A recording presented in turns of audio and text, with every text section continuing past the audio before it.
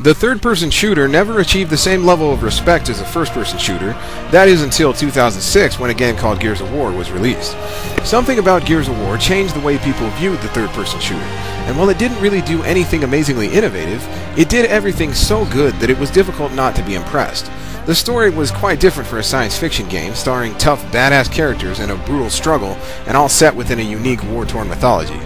Aside from the highly underappreciated design differences from other games of the same genre, the gameplay was still unique in its own way, not to mention very, very fun. Gears of War 2 does its best to preserve all of these distinctive features and offer us a definitive sequel to the story in the first game. Welcome to Delta. Taking place 6 months after the end of the first game, Gears of War 2 begins as the Locusts have unleashed their own weapon of mass destruction, an overwhelming force capable of sinking entire cities. With their backs to the wall and very few options left, the humans respond by launching a massive counterattack against the underground hollow, with Marcus Phoenix and his crew at the tip of the spear. As they push deeper into the Locust stronghold, the rugged Gears of Delta Squad begin to unravel some of the mysteries surrounding the Locust horde. A few new characters are introduced, and the added exposition does a good job making us care about what's going to happen next. This is it, Dom. This is everything we've been fighting for. Yeah? Well, Maria's everything I've been fighting for. She's my fucking wife, alright? So you gonna turn your back on your whole world, then? The other Gears we fought with? All the people who died? Sorry, Marcus. After what you did for your father, I thought you'd understand. The story is much more involving this time. A lot of questions left unanswered in the first game get answered in the sequel, and the search for Dom's wife Maria gives us more reason to actually empathize with the characters, adding a very human touch to the story. In short, if you're a gamer who can appreciate a well-written story, it's definitely here. But if you're seriously jaded and hardcore and all you care about is good gameplay, well, that's here too. If Cole used to puke on a raven, he must be tagging the walls with Chuke right now. The scale of the battles particularly is far more epic than the first game, and you'll instantly realize this once you dive into the first chaotic skirmish. Enemy AI is a little more aggressive this time. The Locusts still aren't the smartest kids we've seen, but they'll charge and flank you a lot more. There's also way more enemy types to be concerned with, meaning every firefight offers more variety. Environments are also much more diverse, and the sheer scope of different terrain you'll traverse throughout the campaign is impressive to say the least. The campaign also features a few other additions, like several vehicular missions, some rail shooting bits that look like vehicular missions, and one part where you'll need to backtrack through an area you already visited, armed with nothing but a pistol. What's next? Generally speaking, there's very little difference between the gameplay here and the gameplay we saw in the first game.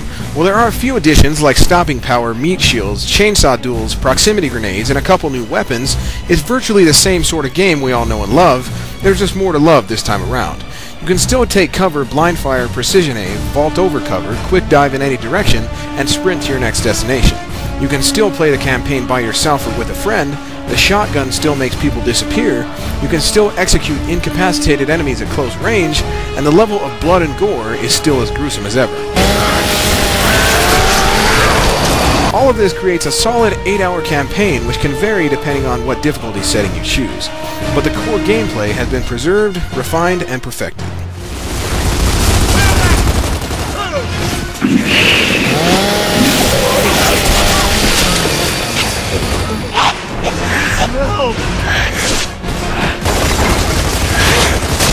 Multiplayer is the other half of the package, and just like the campaign, it's been refined and enhanced.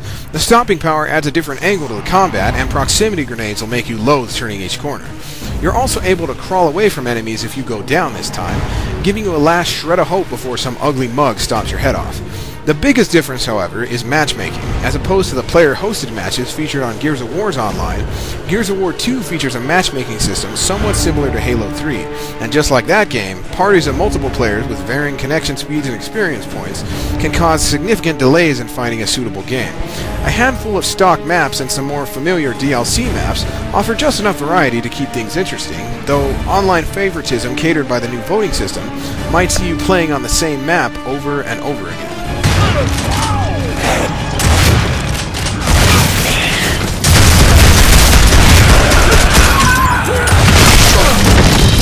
Textbook deployment. Just like the first game, Gears of War 2 doesn't do anything particularly new or innovative, but it's still a fresh experience. Beyond question, Gears of War 2 does a great job carrying on the legacy laid out by its predecessor.